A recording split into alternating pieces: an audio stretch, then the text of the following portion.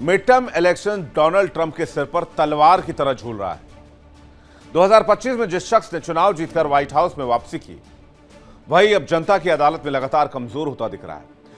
ताजा नेशनल सर्वे बताते हैं कि ट्रंप की अप्रूवल रेटिंग कई पोल में 30 के ऊपरी से 40% के बीच सिमट गई, जबकि असंतोष बहुमत में अप्रूवल रेटिंग गिरकर 35% पर आ गई है, जबकि डिस अप्रूव रेटिंग 61% को पार कर गई।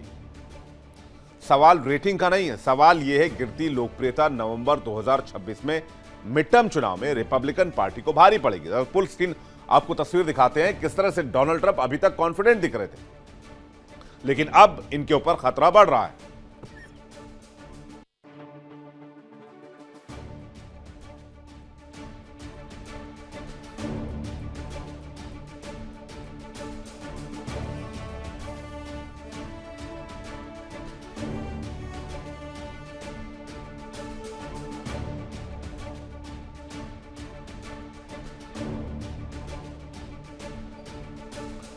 अमेरिका की राजनीति में इस वक्त हलचल बहुत तेज है। डोनाल्ड ट्रंप की गिरती अप्रूवल रेटिंग, आने वाले मिड टर्म चुनाव और उसके संभावित नतीजों ने वॉशिंगटन से लेकर दुनिया भर के बाजारों में खलबली मचा दी है। ताजा आंकड़ों ने ट्रंप प्रशासन की नींद भी उड़ाई है और ईरान में जश्न का माहौल है, क्योंकि डोनाल्ड ट्रंप की अप्रूवल रेटिंग गोता खा रही है। अमेरिकी इतिहास गवाह है, जब जब किसी राष्ट्रपति की रेटिंग गिरती है तो सबसे पहला वार मिड टर्म इलेक्शन में होता है। विपक्ष यानी डेमोक्रेट्स हमलावर है।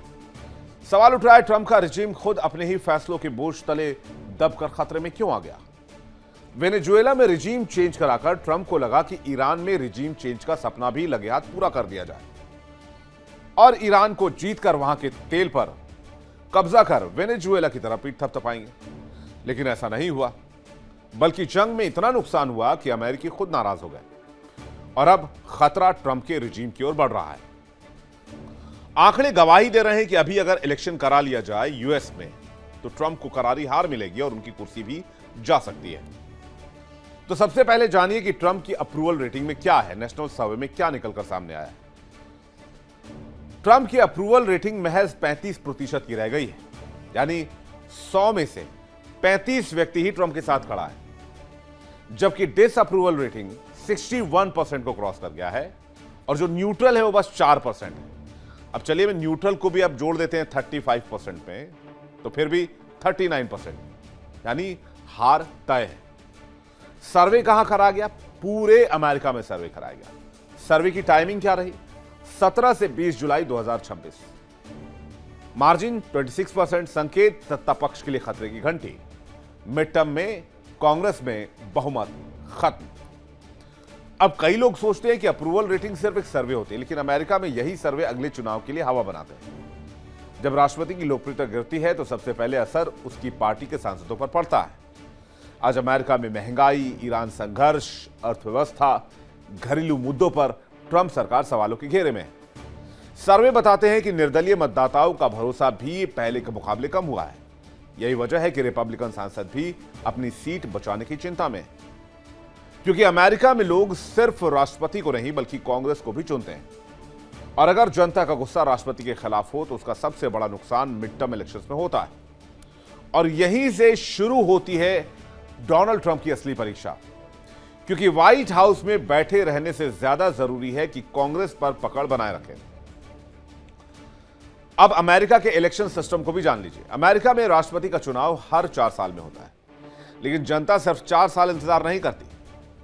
राष्ट्रपति के कार्यकाल के ठीक बीच में होता है एक इलेक्शन जिसे कहते हैं मिड टर्म इलेक्शन, यानी हर 2 साल पे। जनता आधे कार्यकाल का रिपोर्ट कार्ड मांगती है कि आपने 2 साल में क्या कूड़ा किया है, बताइए। 2026 में ट्रंप राष्ट्रपति रहेंगे, लेकिन वोट ट्रंप के लिए नहीं कांग्रेस के लिए पड़ेंगे। पूरी 435 सीटों वाली हाउस ऑफ रिप्रेजेंटेटिव्स और सीनेट की करीब 1/3 यानी 33-34 सीटों पर चुनाव होंगे।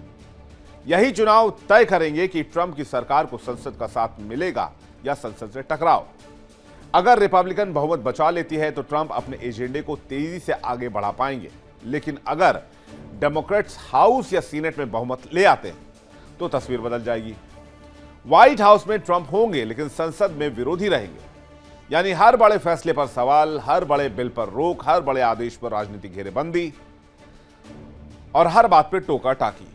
इसलिए मिड टर्म चुनाव को अमेरिका में अक्सर राष्ट्रपति के कामकाज पर जनता के मुहर के तौर पर जाना जाता है और इतिहास खंगाले तो कई बार सत्ता में बैठी पार्टी को मिड टर्म इलेक्शंस में बड़े झटके लगे हैं।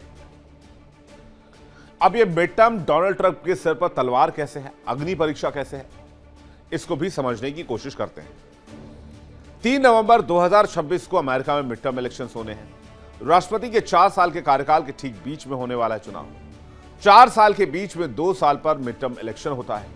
हाउस ऑफ रिप्रेजेंटेटिव यानी निचले सदन के सभी 435 सीटों पर चुनाव होते हैं। सीनेट यानी कि ऊपरी सदन के लगभग 1/3 यानी कि 33-34 सीटों पर चुनाव होते हैं। कई राज्यों के गवर्नर और स्थानीय पदों पर भी इलेक्शन होता है। इसे देखा जाता है कि राष्ट्रपति के काम से जनता कितनी खुश है। कम रेटिंग का मतलब है सत्तारूढ़ पार्टी की करारी हार का खतरा। यूएस में राष्ट्रपति नहीं बदलता मिड टर्म में, लेकिन कांग्रेस की ताकत बदल जाती है।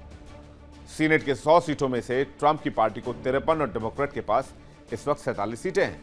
हाउस ऑफ रिप्रेजेंटेटिव्स के 435 सीटों में रिपब्लिकन को 219 और डेमोक्रेट को 212 सीटें हासिल हैं। लेकिन यही गेम चेंज हो जाएगा और अब अप्रूवल रेटिंग में गिरावट और दूसरी ओर मिड टर्म इलेक्शन, दोनों में खतरा ट्रंप पर है और इसी वजह से ट्रंप टेंशन में है और वो ईरान जंग से निकलना चाहते हैं। इसके लिए वो हर प्रयास कर रहे हैं, चाहे ईरान पर लगातार बम्बार्डिंग करना हो, ईरान को प्रेशराइज करना हो, घुटनों पर लाना हो, इजराइल को मना करना हो कि आप लेबनान पर हमले बंद कीजिए, हमारी बातचीत डीरेल हो रही है। सारी कोशिश हो रही है, लेकिन ट्रंप का काम बन नहीं रहा। जाहिर सी बात है डोनाल्ड ट्रंप मिड टर्म चुनाव में हारने वाले हैं और अगर ट्रंप चुनाव हार गए तो क्या होगा ट्रंप का। अमेरिका में डोनाल्ड ट्रंप की गिरती रेटिंग ये बता रही है कि ट्रंप का हारना तय है। अगर ट्रंप चुनाव हार गए तो क्या होगा। दरअसल मिड टर्म चुनाव राष्ट्रपति को हटाने के लिए नहीं बल्कि अमेरिकी संसद यानी कांग्रेस पर कब्जे के लिए होते हैं। अगर ट्रंप मिड टर्म हारते हैं तो वो एक लेम डक राष्ट्रपति बनकर रह जाएंगे, यानी कुर्सी तो रहेगी लेकिन पावरलेस, ताकत छिन जाएगी। अगर निचले सदन या ऊपरी सदन सीनेट में डेमोक्रेट्स को बहुमत मिल गया तो ट्रंप अपनी मनपसंद नीतियां, टैक्स बिल, बजट, कानून कुछ भी पास नहीं करा पाएंगे। उनके पास सिर्फ वीटो करने की ताकत बचेगी और हर फैसले के लिए उन्हें अपने सबसे बड़े दुश्मनों से हाथ जोड़ना होगा। मिड टर्म चुनाव में राष्ट्रपति की कुर्सी दांव पर नहीं होती और यह बात भी तय है कि ट्रंप अपने 4 साल का कार्यकाल पूरा करेंगे जब तक कि कोई असाधारण संवैधानिक प्रक्रिया जैसे कि महाभियोग और उसके बाद सीनेट में दोष सिद्ध सफल ना हो। लेकिन हार के बाद सबसे बड़ी चोट उनकी राजनीतिक ताकत पर पड़ेगी। अगर डेमोक्रेट्स हाउस पर कब्जा कर लेते हैं वो तो ट्रंप के प्रशासन की जांच के लिए समितियां बना सकते हैं, अधिकारियों को तलब कर सकते हैं, दस्तावेज मांग सकते हैं, सरकार पर दबाव बना सकते हैं और इसके पूरे के पूरे आसार नजर आ रहे हैं। यहां तक कि वो एप्स्टीन फाइल भी खोल सकते हैं। अगर डेमोक्रेट को सीनेट भी हाथ लग जाए तो कई महत्वपूर्ण नियुक्तियां और विधायी एजेंडा भी अटक सकता है। मतलब यह कि ट्रंप व्हाइट हाउस में तो रहेंगे लेकिन बस सोने के लिए, कोई फैसला नहीं ले पाएंगे क्योंकि उसमें सीनेट की मंजूरी जरूरी होगी। इसलिए अमेरिका की राजनीति में कहा जाता है कि राष्ट्रपति व्हाइट हाउस से देश चलाते हैं, लेकिन कांग्रेस तय करती है कि वो कितनी दूर तक चल पाएंगे। अगर अमेरिका का राष्ट्रपति मिड टर्म हार जाता है तो क्या पावर छीनेंगे, ये भी देख लीजिए। संसद पर बहुमत मिलने से विपक्ष डेमोक्रेट्स का वर्चस्व, राष्ट्रपति को बिल पास कराने के लिए डेमोक्रेट्स का सीधा साथ चाहिए। राष्ट्रपति के कई बिल को दोनों हाउस में खारिज किया जा सकता है। विपक्ष के पास ट्रंप प्रशासन उनकी नीतियों पर जांच बिठा सकता है। राष्ट्रपति के व्यक्तिगत बिजनेस पर भी जांच बिठाने का अधिकार है। हाउस में बहुमत मिलते ही ट्रंप के खिलाफ महाभियोग का प्रस्ताव भी लाया जा सकता है। विपक्ष की मंजूरी के बिना कोई भी नया बजट पास होना नामुमकिन है। ईरान जंग के लिए डोनाल्ड ट्रंप पर भी जांच बिठाया जा सकता है। राष्ट्रपति रहते हुए आपने किन किन को फायदा पहुंचाया, इस मामले में भी जांच बिठाया जा सकता है। और अमेरिका में महाभियोग लाकर भी डोनाल्ड ट्रंप को हटाया जा सकता है अगर दोष सिद्ध हो जाते हैं। यानी अमेरिका के राष्ट्रपति एक तरह से पंगु बन जाते हैं अगर वो मिड टर्म में हार जाएं। इसलिए 2 साल में ट्रंप बहुत ज्यादा आक्रामक दिखे हैं, बहुत तेजी से उन्होंने फैसले लिए। अमेरिका के इतिहास में मिड टर्म चुनाव अक्सर सत्ता में बैठे राष्ट्रपति के लिए कठिन रहे हैं। कई राष्ट्रपतियों की पार्टी को कांग्रेस में भारी नुकसान उठाना पड़ा है। अब किस किस टाइम में अमेरिकी राष्ट्रपति को मिड टर्म इलेक्शंस में झटका लगा? बिल क्लिंटन 1994, नुकसान डेमोक्रेट्स ने हाउस और सीनेट दोनों गंवा दिए। वजह क्या थी? हेल्थ केयर पर सुधार पर विवाद, टैक्स और सरकार विरोधी माहौल।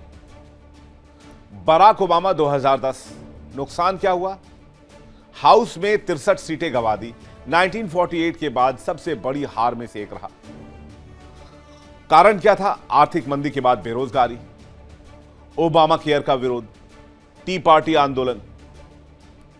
फिर बराक ओबामा 2014 में हार गए मिड टर्म इलेक्शन। देखिए इंडिया डेली 24/7 अब आपके स्मार्ट टीवी पर। इंडिया डेली मौजूद है सभी डिजिटल प्लेटफॉर्म पर लाइव और लगातार। इंडिया डेली 24/7 हर दिन राष्ट्र को समर्पित।